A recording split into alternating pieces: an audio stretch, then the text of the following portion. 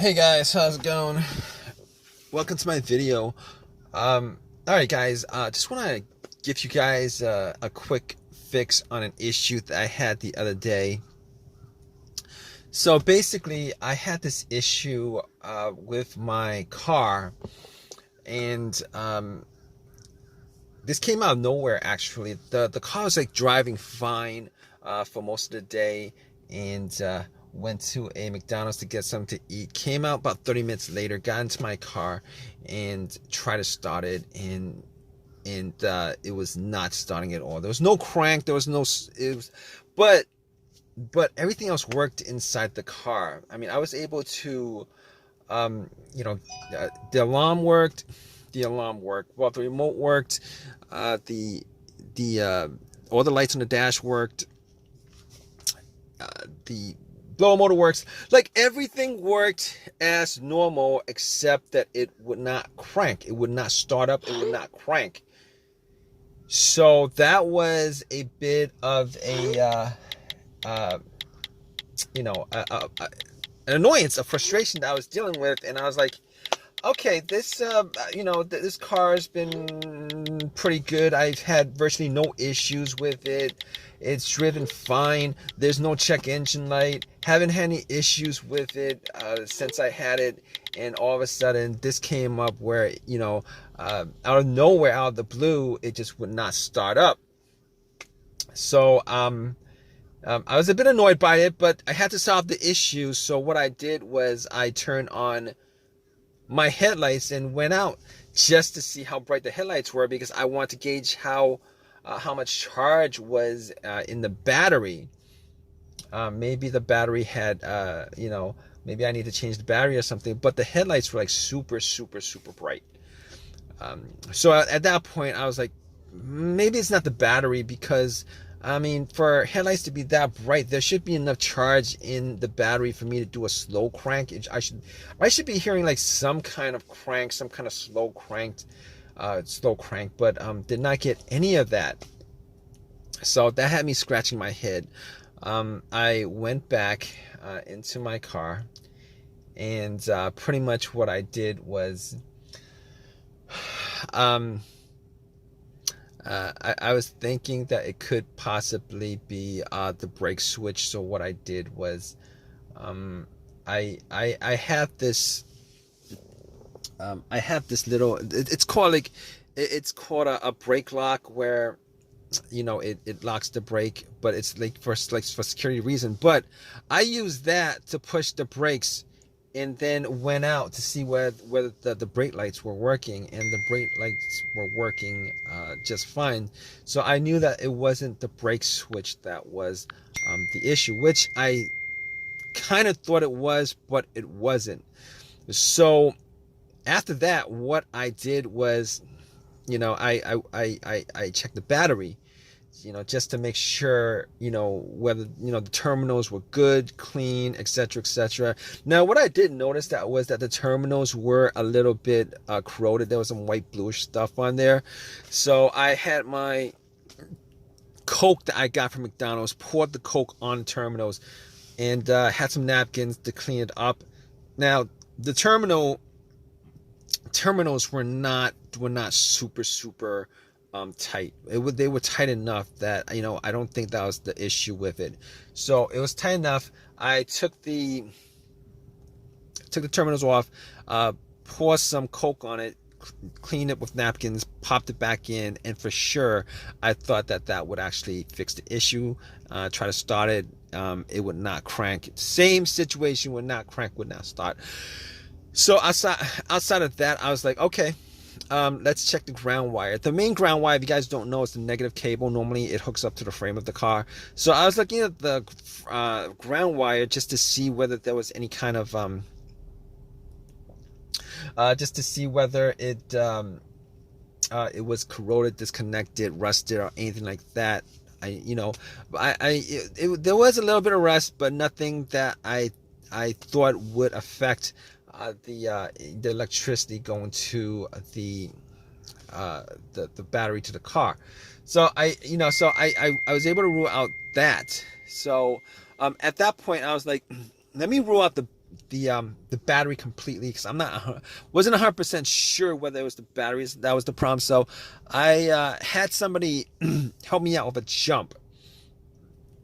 Had the cables on there for a good couple minutes, maybe like a minute, and then try to crank it. Normally, it should crank at least a little, with it hooked up, and it did not crank at all. So because it didn't crank at all, I knew 100% that was in the battery. At that point, I ruled out the battery, the ground wire, and I also ruled out the alternator being the issue. Because normally, if the alternator wasn't charging the battery and the battery is completely dead, the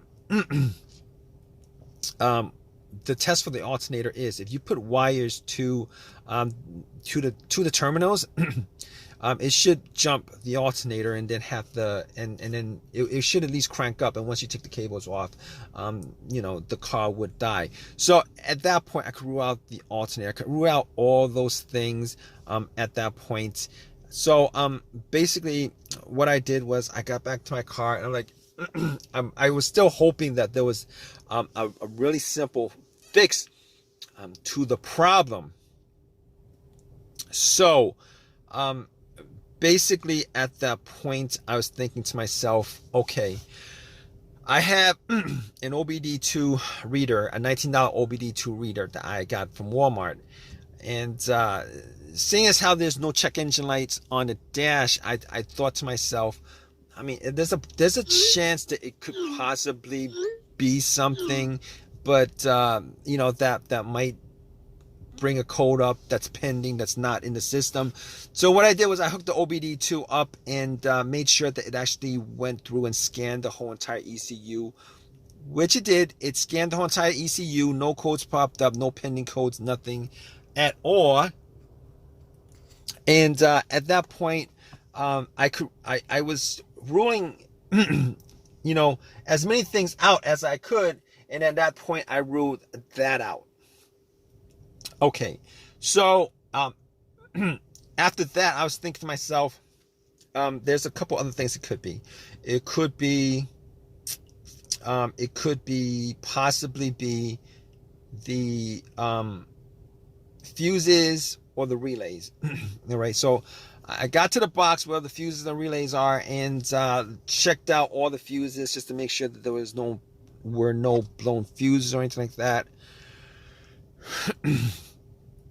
And checked out to see whether there was any kind of brownish tint on any of the top of the fuses. There was none. Didn't smell anything that was burnt. And then I recalled that there were two situations where I've experienced where the fuses caused my car not to start, and this was cars that I've had previously. One of those situations was the car that I had, there was no power at all to the car, nothing was on, etc., etc. And in that situation, it turned out to be the main fuse that was blown. It was the main fuse that was blown. But once I swapped that out, it actually fixed everything. But that's not this situation here, because I was getting power to everything else except it wouldn't crank. It wouldn't start, it wouldn't crank. So that was in the situation. The other situation where where there was a fuse issue that caused no start was the car would crank, but it wouldn't turn over. It would crank, but it wouldn't turn over, and that fuse turned out to be either the CPU, the fuse to the CPU, or the fuse to the fuel pump. Now that unfortunately wasn't the quick fix for this car, because there's no cranking. This car is not cranking. It's not cranking at all. So that wasn't the problem. At that point, I was thinking to myself, all right, we've eliminated a lot of things. Let's go with the next most obvious thing, which is the relays. And I actually thought it may have been a relay that would be causing the issue. So basically what I did was I swapped out one of the relays for the other relay and try to start the car up. And unfortunately, it wasn't an easy fix because it didn't start up. It was the same situation. It would not crank, would not start. And at that point, I knew that it wasn't the relay that was the cause of this issue. So basically, at that point, I thought to myself, okay, it was probably a couple of things. Could be the key fob or the starter. Now, I didn't think it was the starter because had the starter changed up about a year and a half ago. Kind of pretty much had the same, all the same symptoms that I had with this situation, but seeing as how the starter was a year and a half ago that was changed out, and probably put in maybe like 15,000 miles on the car. It wasn't the first thing that popped up, and it wasn't the second thing that popped up. It was, so I pretty much eliminated to the starter, had the car towed back to my house, and once I got there, I redid all the I pretty much redid all the went through everything, the fuses, the relays again, double checked the battery, charged it up overnight, etc., etc. None of that was the issue. So at that point, I thought it was, it was probably the starter. So I got to the starter and did a direct jolt to it, where I actually put the positive of the battery, got another wire, put a positive of the battery to the, and try to jump the starter, and the starter was completely dead, would not jump. At that point, I knew like 99% was the starter. Took it out, went to AutoZone, had them tested it, and it was definitely the starter that was the problem. And because the starter was warranted had a lifetime warranty on it, got another free starter, popped it in, and it worked. And it's been working ever since. So if you guys are stuck in this situation where you guys are looking for a fix for it, there's a good chance that probably one of the things that I went through in this video could possibly fix your situation. Hopefully it's not the starter where you're stranded until you get the starter changed up.